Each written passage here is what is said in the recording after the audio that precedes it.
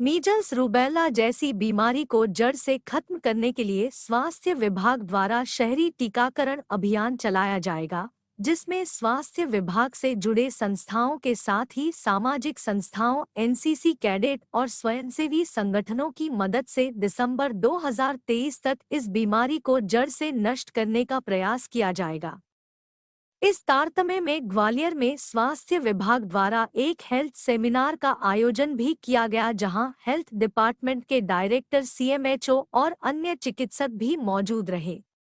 Sir, पहले तो अपना नाम और पद बता दीजिए। मैं डॉक्टर संतोष शुक्ला, संचालक टीकाकरण, national health mission Madhya Pradesh. अच्छा, मैं ये जानना चाह रहा था, ये पूरा जो वर्कशॉप आज ऑर्गेनाइज किया है, किस तरह का संदेश देना चाह रहे हैं पब्लिक को टीकाकरण को लेकर? क्या नया अभियान शुरू करने जा रहे हैं? देखिए, जिस प्रकार से पोलियो का उन्मूलन में हर व्यक्ति ने मदद किया, इसी प्रकार से अब मीजल्स और रूबेला का निर्मूलन इस देश में दिसंबर 2023 तक किए जाने का आह्वान भारत शासन ने किया है।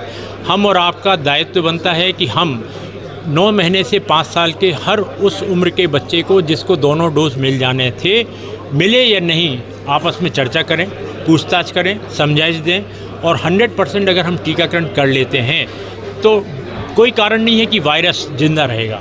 तो वायरस किल कोरोना जैसे हमने चलाया था, इस प्रकार से किल एमआर वायरस अभियान ये चलाना है। किधर चलेगा? रूबेला जो वायरस स्थिति तो ग्रामीण क्षेत्रों में खराब रहती है, इसको लेकर देखिए, आपको ये भावना थी पहले कि ग्रामीण क्षेत्र की स्थिति रहती है। हमारे पास बहुत अच्छा इंफ्रास्ट्रक्चर हो गया है। 71,000 आशा है, 1 लाख से ज़्यादा आंगनवाड़ी है, 45,000 गाँव में 44 लाख हमारी ये आजीविका मिशन की महिलाएं हैंगी, जिनको हमने इस प्रकार के कार्यक्रमों के माध्यम से जागरूक कर लिया है।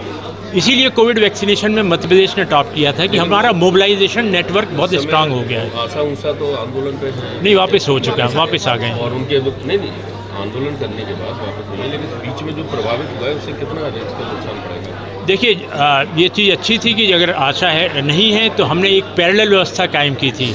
हमारे पास विभिन्न सहयोगी संस्थाएं भी हैं। उसमें मैंने आपको बताया कि रूरल मिशन के अंतर्गत आजीविका मिशन, जिनको हमने जागरूक किया। हमारे पास एनसीसी, एनएसएस, एनवाईके, इस प्रकार की शहरी क्षेत्र में हैंगी संस्थाएं, जिनके बच्चों को 16 लाख हमारे पास कॉलेजिएट एजुकेशन है, जिनको हमने जागरूक किया है विभिन्न माध्यमों से। और सबसे बड़ा हमारा जागरूकता का है स्कूली बच्चे। स्कूली बच्चे ही ऐसे अनसंग हीरो हैं जिन्होंने 2 बूंद जिंदगी की घर घर तक संदेश पहुंचाया था। होमवर्क कॉपी के माध्यम से भी हम लोगों ने मैसेज किया। तो वो हर तरीके से हमने जागरूकता का एक अभियान चलाया है और उसमें सबसे अहम कड़ी आपकी है। एक सवाल आ रहा है, मीजल्स वगैरह जहाँ मरीज को काफ़ी दिनों तक घर में रखा जाता है और धार्मिक उपचार उसके किए जाते हैं जी, ये पुरानी परंपरा चली आ रही है जी। तो इसमें किस तरह से लोगों को जागरूक किया जाएगा कि जो उपचार भी कराएं, उनका जो परंपरा है वो भी जारी रहे? बिल्कुल, हम लोग कहीं ये नहीं कर रहे हैं, कोई ऐसा आदेश ला रहे हैं कि नहीं आप पूजा नहीं कर सकते हैं, मगर हम आपको जागरूक ये कर सकते हैं कि पहले हवा जब चलती थी मल एरिया से, उसको बोलते थे मलेरिया।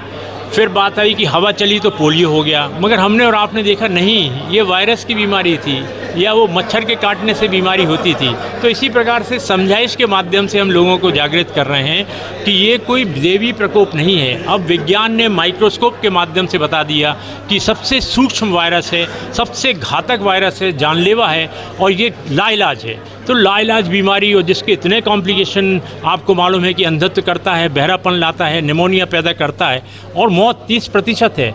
तो यदि कोई परिवार को मालूम हो गया कि इतना भयानक वायरस है और बचाव का इतना लाजवाब टीका हैगा और गारंटी है बीमारी बचाव का, तो मेरे ख्याल में खुली आंख से मक्खी कोई नहीं खाता है। नहीं, मैं ये जानना चाहता हूँ, रूबेला ही लगाया जाएगा ना? हाँ, मीजल्स एंड रूबेला, ये दो टीके, मतलब 2 बीमारी हैं। जो बच्चे छूट गए 1 से 5 साल की, मान लो उन्होंने लगवाया नहीं, तो उन्हीं को लगाया जाएगा? और कब से कब तक लगाया जाएगा? नहीं, ये तो सतत प्रक्रिया है, नियमित टीकाकरण के अंदर लगा ही रहे हैं। अभियान का मतलब होता है कि हम एक भी बच्चा और एक भी घर ना छूटे। अभी तक ये होता था कि हम आंगनवाड़ी पे जाके बैठते थे और इंतज़ार करते थे, अब हम पहुँचे उन तक जो ना पहुँचे हम तक। इस विधि विधान से हम इस अभियान को संचालित कर रहे हैं।